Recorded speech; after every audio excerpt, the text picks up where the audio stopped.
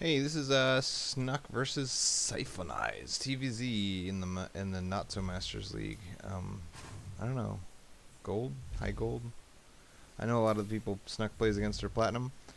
And I don't know yet what strategy's coming out, so I gotta wait and see. But this is a really early gas for a TVZ, I would say. Really early gas. Oh, but there's only one dude on gas, so maybe this is gonna be a fast expansion. And then put two more dudes on gas later. Yeah, pulled completely off of gas. It's weird to mine exactly 36 gas and then throw down the CC. Again, build variance and build craziness doesn't matter as long as you get a lot of money and you spend all of that money. Build efficiency within that will make your army, 5%, 10% bigger, but it's the most important thing is getting a lot of money and spending it. Like, build efficiency is more of a little. It matters a lot in timing pushes. It matters very little in long games. And this is a 28-minute game, so my guess is that it will matter very little throughout the course of this game that you were really weird with your opening. So it looks like you added a second gas. At 8 minutes, you're going to have no bunker and $1,000 of army. So I'm worried. I mean, not for this game because we can obviously see that your opponent is not doing anything, but I'm worried just as a general rule about not having bunkers and not having an army. The combination of those two things. If he just baneling busts and runs in, you're dead. So I don't know. Again, once it happens to you a couple of times, you'll start to not be vulnerable to it anymore. So it's fine to be vulnerable to something that's never happened because hey, why prepare for shit that ain't happening? Moving out on the map at 8 minutes with this little group of Marines feels like a good way to lose these Marines. And Marines are much stronger after you get the Marine upgrades. And with a build like this, you're kind of rushing towards +1 attack and combat shields, and then you're going to get stim at like 12 minutes. So since you have this time that was only a minute and a half away when you were going to have +1 and combat shields, it seems like that would have been a better time to push out with those Marines. But also, just in general, I don't like the idea of taking half your army and walking around with it at all in any matchup for any reason. Because in StarCraft, it's one of the primary differences between StarCraft and most RTSs is the snowball effect. If you have a slightly larger army in a fight, you're not going to, like, say you have 1,000 versus 1,000 and then one guy gets +200. Also, your saturation balance is ridiculous here. Just look at this. It looks like you set 16 and then you pulled 3 off to get gas over here. And then you pulled more off to build, and then you ended up with like no guys on your main and a ton of guys on your natural. That's really weird. So what was I saying? Yeah, say you have 1,200 versus 1,000. So one guy has 200 more. At the end of the fight, you're not going to have 200 more. You're not going to win that fight by 200 because you had 200 more. You're going to win that fight and have like 600 left. It's like this huge difference. So in the very early StarCraft 2 time, the first fight would always win or lose the game. It's in StarCraft 1, people would make a first push and then a second push and then a third push, and if you lose your first push, you still have a chance at your second and third push to catch up. In StarCraft 2, it's not like that, man. If you lose your first push, you lose the game like some huge percentage of the time. I see that you were trying to kind of patrol spread your guys, and you did a reasonable job. Look at that. That's pretty good. I like that. So Marines are suicidal units in TVZ, and the only reason that the suicidability of Marines is valid in TVZ, you can't suicide any unit in any other matchup. The only reason this works in TVZ is banelings and infestors are these ridiculously expensive units that basically cost a bunch of money to do one AoE and no base damage. Because like think of a Colossus or a siege tank.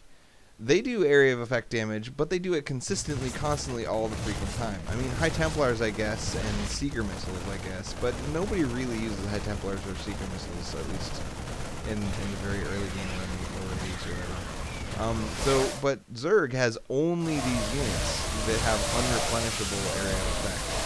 So even though he had $7,000 of army compared to your $3,000 of army, he had this massively bigger army than you.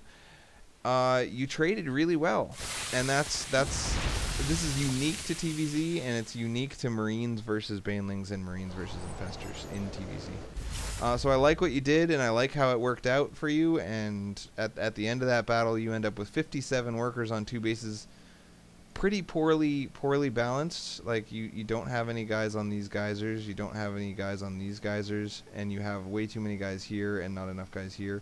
I don't like this, but you're still way ahead of him on income. Actually, you should be way ahead, but you're not because of these problems. Oh, now you're finally transferring some dudes back up to me, but now your main is oversaturated and your natural is also oversaturated, and you're not getting any gas. Like, you got a bunch of SCVs that are not doing anything, so why not at least get gas? Anyway, that's enough to be said about saturation balance. I think you kind of understand what should be done, and it's just hard to do it in a real game. So now he's going to come do a baneling bust at your front, and again, this is a time when you're going to wish you had bunkers, because your army is a little bit smaller than his, but he's doing this absolutely wrong. He's basically taking almost pure baneling, and he's trying to baneling bust you with that, and that never works. What he wanted to do was take 5 banelings and knock this down, and then run in with like 80 lings and 10 banelings, and get a ling surround around your whole army, and then pop the 10 banelings to kill everything.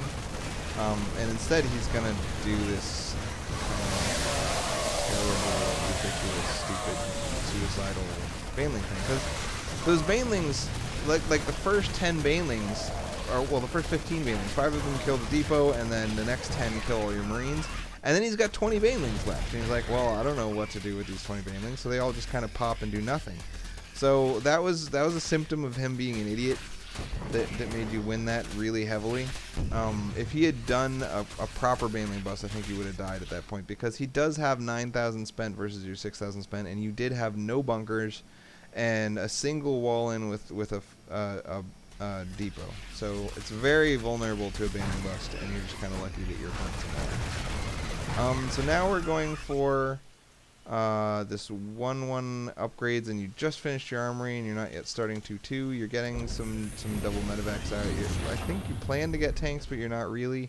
There's a lot of idle stuff going on in your base. Your minerals are piling up. You've got 3,600 minerals, no racks. I mean, you lost 2 of your racks, but we talked about this. At 12 minutes, I want to see you switch from this 3 racks style to the 7 rack style, and you're still on the 3 racks.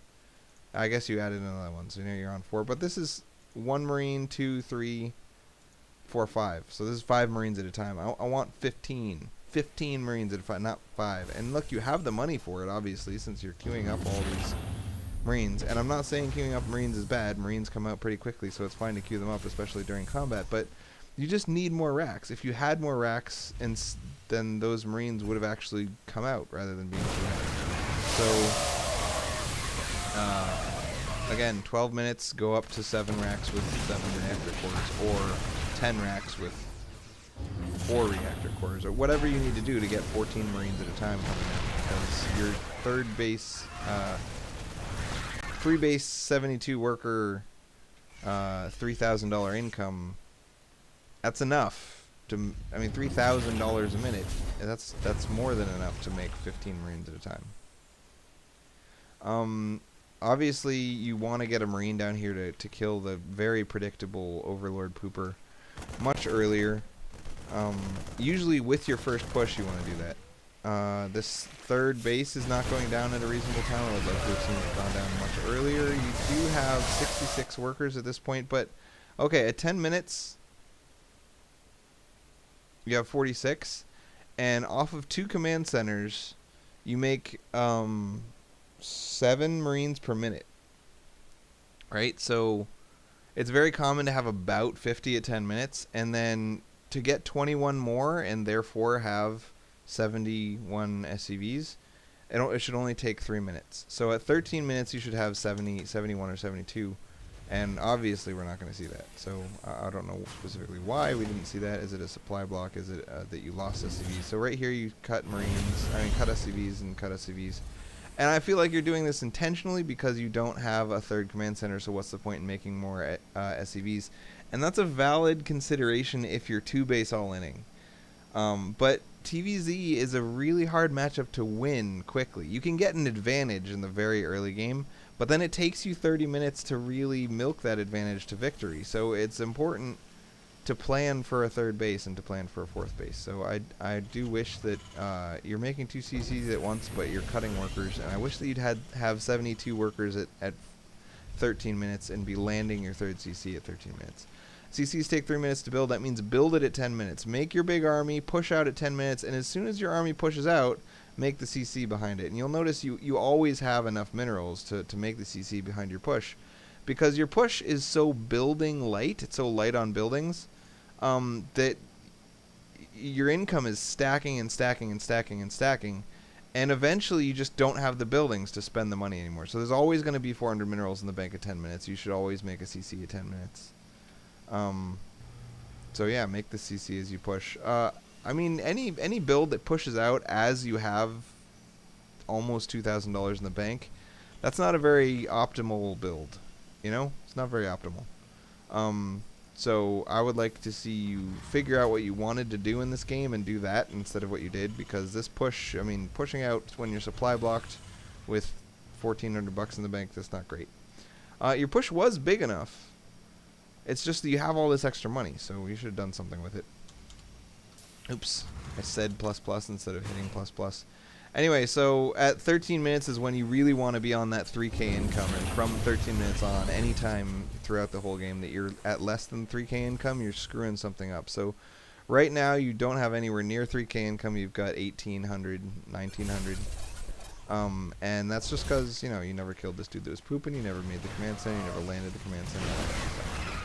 So your income should be 3K and it's not. I guess I should just say that 25 times. So luckily for you, again, in your league, in Gold League, in Platinum League, in Silver League, in Bronze League, it seems like Zergs just have a really hard time getting beyond about $2,000 of income, right? Because I keep coming to your game, not just your games, Reifications games, Tom's games, like everyone's games that I watch who is not in Diamond League or higher. And all of the Zergs, they like rush as quick as they can to this $2,000 income, and then they sit on 2,000 all game. But 3,000, you want to sit on 3,000, not 2,000. Anyway, you did an SCV drop and then never put them on minerals. Now you're attacking in 2 places at once, which is perfect. I love that.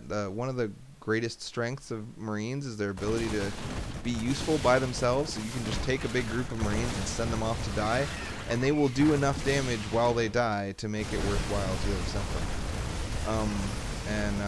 You're just dominating this guy, and income-wise, I feel like you've had a bigger income than him for a long time until your main went dry, and now you haven't landed your third. He's not stopping you from landing your third, you're just not doing it, and you've got this other base over here, which is nice, but there's no workers at it. So you've had a lot of problems throughout this entire game with making sure your workers are actually doing something. But the composition you've gone for, these 1-1 Marines without any upgrades, has just kind of ripped this dude to shreds, man. He's focused entirely on Lings and banelings for a really long time. And finally he did transition into Ultras, which is a great counter to Marines, but just, you've had a bigger army, you've won every fight by a huge margin. Like, you're double him on damage done. It's just, like, if you could do all these things while also putting your SCVs to work, that would be nice. So the first fight went pretty well for you. The second fight, he just baneling suicided into your wall, and which was stupid. And that went really well for you. Now he's going to make a bunch more banelings and suicide into tanks, which is even stupider than the second baneling bust they did. Now he did something that was off camera, so we don't know what that was. Looks like you're only up 2,000 right now, so something right here is going to happen that's going to just massively win the game for you. And I didn't see what it was the first time, so that's why you're rewound. This is your 2-pronged attack. You're going to send half your dudes over there and half your dudes over there, and kill the hatchery at the same time as you kill a bunch of Lings on the side, and then you kill some Ultras as they run past. And the Ultras run into a wall and kind of suicide. They mop up all your Marines. Pick up and run away. You've done that a lot of times that I've seen. It's very cute.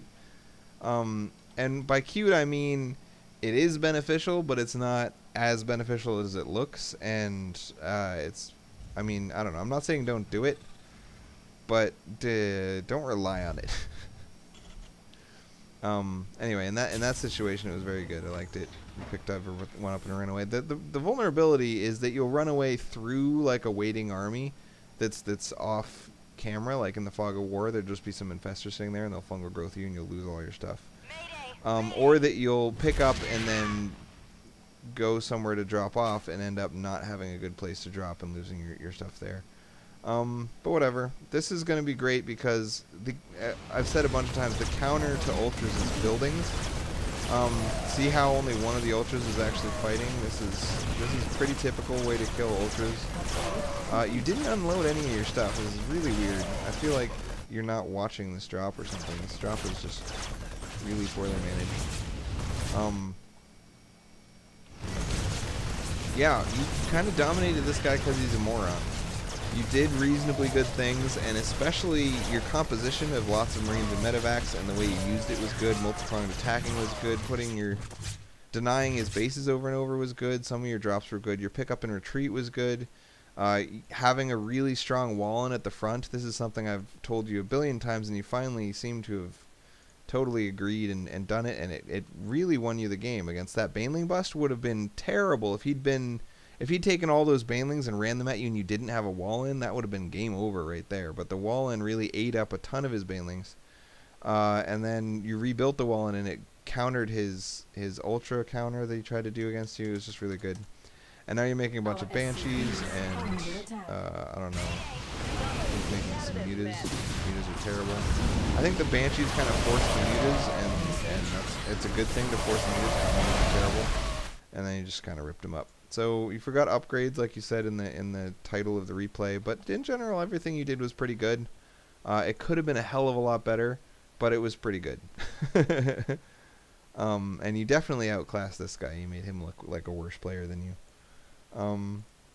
Yeah, a lot of times I saw your Marines in a big pile like this, and that bugs me against mass baneling and against infestors, but you never really got caught by a big area of effect thing, so it's not something I can legitimately criticize too severely.